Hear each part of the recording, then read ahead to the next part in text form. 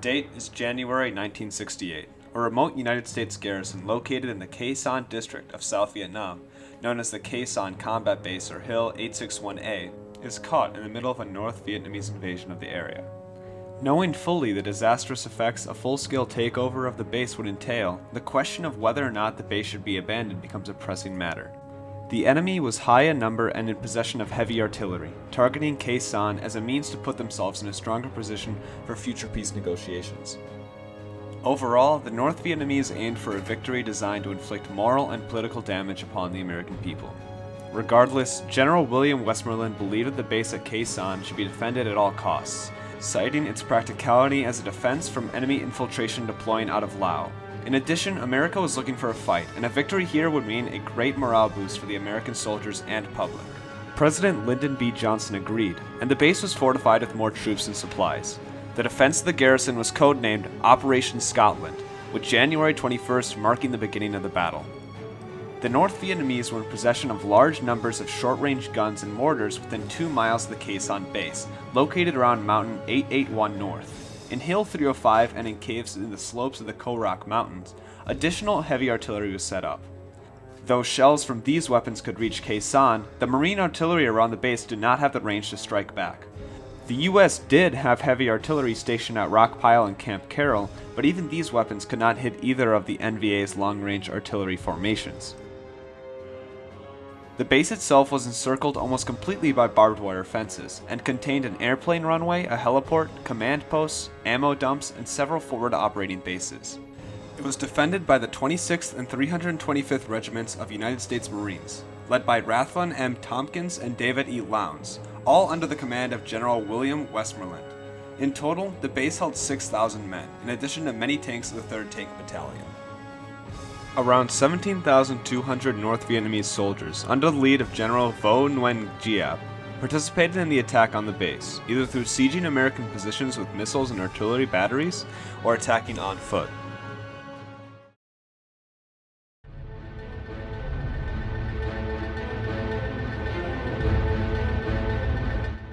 On the 20th of January, a North Vietnamese lieutenant defected to the Marines at the base, revealing that there were planned attacks not only on Khe Sanh, but also on US fortifications within nearby hills. Sure enough, hills 881 and 861, along with the main base at Khe Sanh, were hit with artillery fire that night. At 12:30 a.m. on the 21st, the North Vietnamese launched their first on-foot attack, sending about 300 troops in a direct assault. However, the Marines were ready, with men protecting the borders of the base in trenches and bunkers. Captain Moyers S. Shore would later describe the assault as such. The van of the attacking force is made up of sapper teams that rushed forward with Bangalore torpedoes and satchel charges to breach the defensive wire.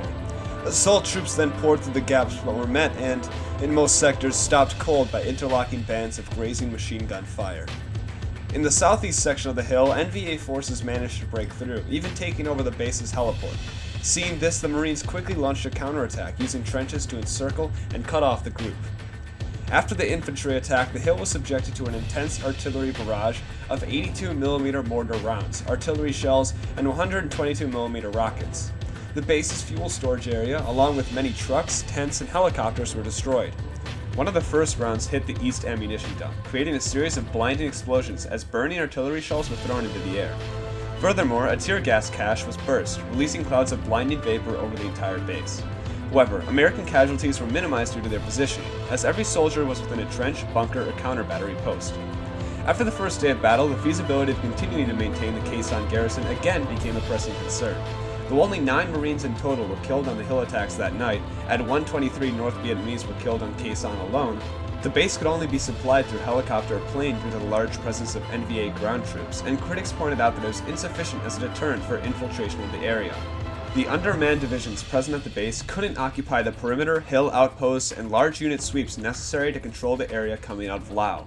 In addition, it was pointed out that a further concentration of US forces at Khe Sanh would make the base a target for a large-scale NVA invasion, who badly needed a crushing victory of America for propaganda purposes. However, Westmoreland insisted that Khe Sanh was a crucial block to enemy invasion and motorized supply from Laos. In addition, NVA on-foot attacks gave rare opportunities to the Marines to face off against Vietnamese units in an organized, non-hit-and-run fashion. Thus, the general decided to stay, reinforcing the base with the 1st Battalion, 9th Marine Regiment on the 22nd, along with the 37th Army of the Republic of Vietnam Ranger Battalion 5 days later. Even with the reinforcement, the Marines felt far from safe at the base. On the afternoon of January 29th, the men there were notified that the truce planned in the Vietnamese holiday of Tet was cancelled. Instead, the Vietnamese were about to launch one of the largest military campaigns of the war, a coordinated series of massive attacks called the Tet Offensive. In the words of Captain Shore, as January drew to a close, the situation at Khe Sanh could be summed up in 3 words: enemy attack imminent.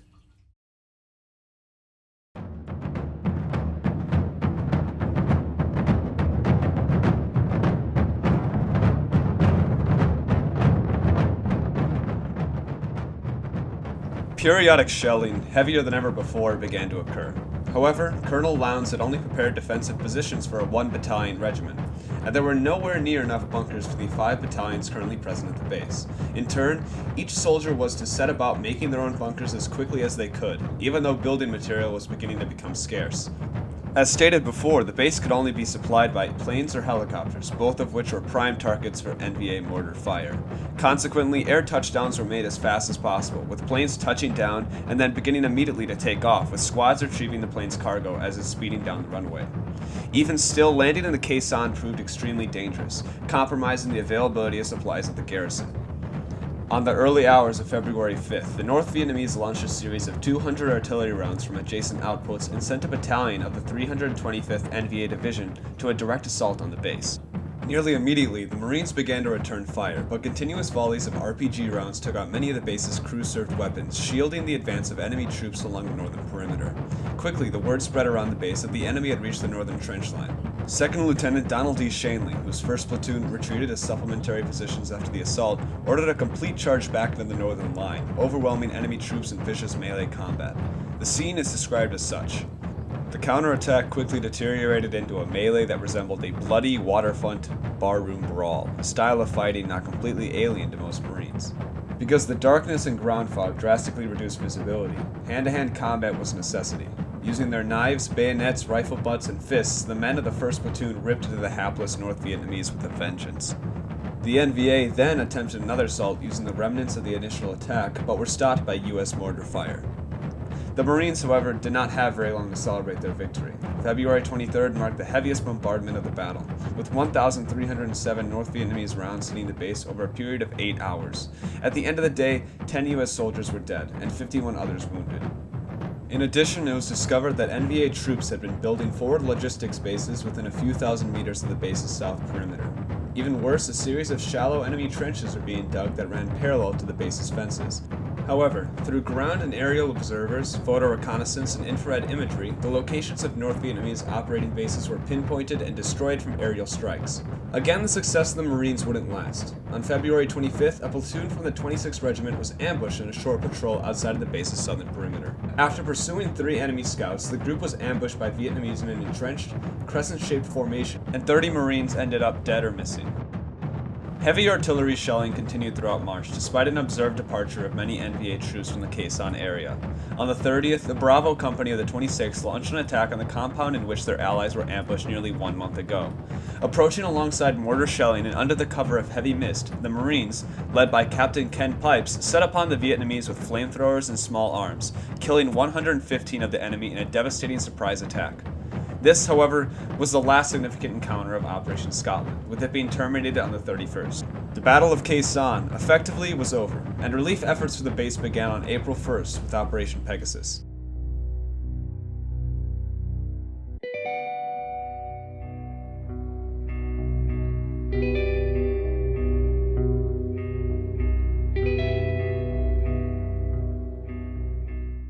In total, 730 Marines were killed in the operation, compared to an estimated 5,000 to 15,000 North Vietnamese casualties.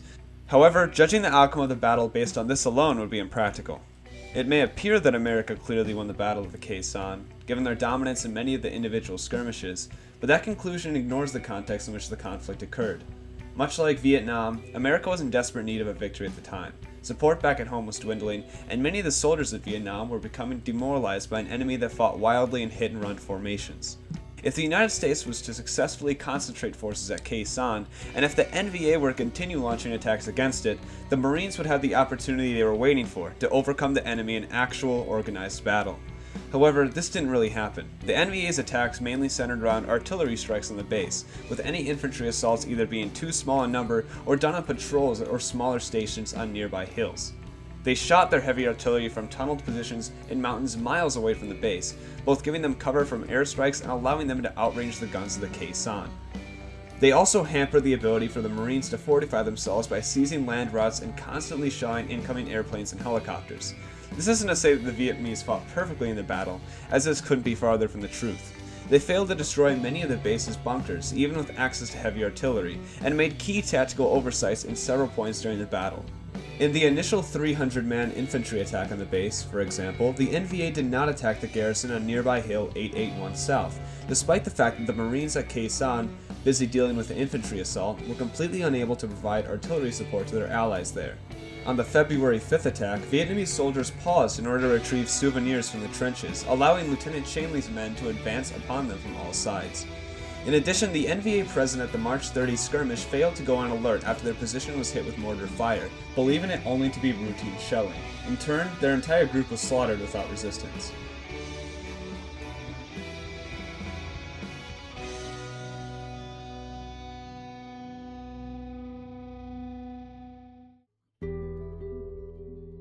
Both the US and the North Vietnamese claimed victory in the Battle of the Khe Sanh, and both have evidence to back themselves up.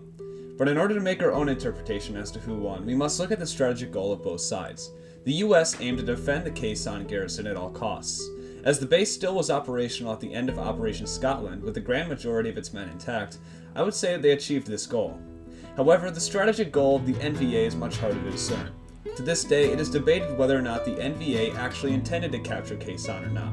With the North Vietnamese deploying a massive number of troops into the surrounding area, this seemed to be the case, but Commander Vo Nguyen Giap claimed that the Khe Sanh was not of importance, but only a divergence to draw US forces away from the target South Vietnamese cities in order for Tet offensive attacks. Though they were successful in this goal, as the US did move 30,000 troops out of South Vietnam and into the Khe Sanh area, the North Vietnamese suffered too many losses in their attacks on Khe Sanh for this to be considered a worthwhile diversion, and the battle would have been a complete failure for them if their true intention was to take the base. Therefore, I would say that the outcome of the battle is an American victory, albeit a very slight one.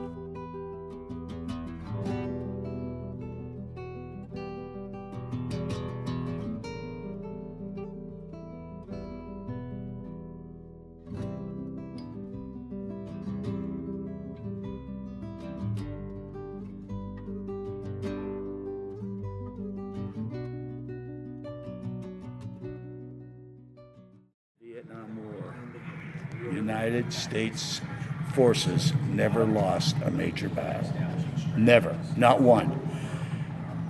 Did we have to pull out? Yeah. Was that a political decision? Yeah. Okay. So that's my opinion. They could not beat us. The Tet Offensive in '68. They thought this was going to be a tremendous offensive. They got their kicked, big time. But they were good soldiers. They believed in what they were fighting for. We were fighting a very unpopular war at the time, extremely unpopular. And back in the States, there were protests going on and on and on about why we shouldn't be in a war. You heard stories of calling us baby killers, especially after the My Lai incident. And it was just it was a bad time. And then Johnson escalated the war, and then Nixon now is going to end it. It was all political. As probably most wars are. But I'll tell you what, I am so happy I served in that war. I went over there. I know what it's like to be in a war. I know what it's like to get shot at. I know what it's like to shoot at someone. A lot of people don't get that. And and you couldn't have been prouder of the guys over there in Vietnam. And you're going to get a lot of stuff about how terrible the soldiers were over there and how they got into drugs and this and that and the other thing. I was over there in '68 and '69, and I never saw any major use of drugs. Not one. That doesn't mean it wasn't going on. I was a captain. When the captain's coming around, everybody's ducking, right? But I never saw anything. And I hear, after I left in the 70s, they said it was very prevalent. But when I was there, we had a bunch of good kids playing the game. Yeah, it's not a game to play. And a bunch of kids there fighting a war that they didn't know why they were there for the most part, but they really believed in our country. They were patriotic. They were there because, hey, this is something our country wants us to do. And that's the case with all of us. Well, I can't say all of us, but a lot of us over there. That's exactly the way we felt. We felt we were there for a reason. And I really and truly to this day say we never lost that war. We never lost one battle in that war. They didn't have a chance against us, except the politicians tied our hands behind our backs. I'll tell you another thing. Mm-hmm. I was being mortared one day in a little fire support base by the VC, and I tried to bring in artillery to where the place where we were getting mortared from, and they said, well, we can't go in there, that's a friendly village. That, my friend, is bullshit. And with that, I think I'll end this interview before I get any more verbal. Thank you.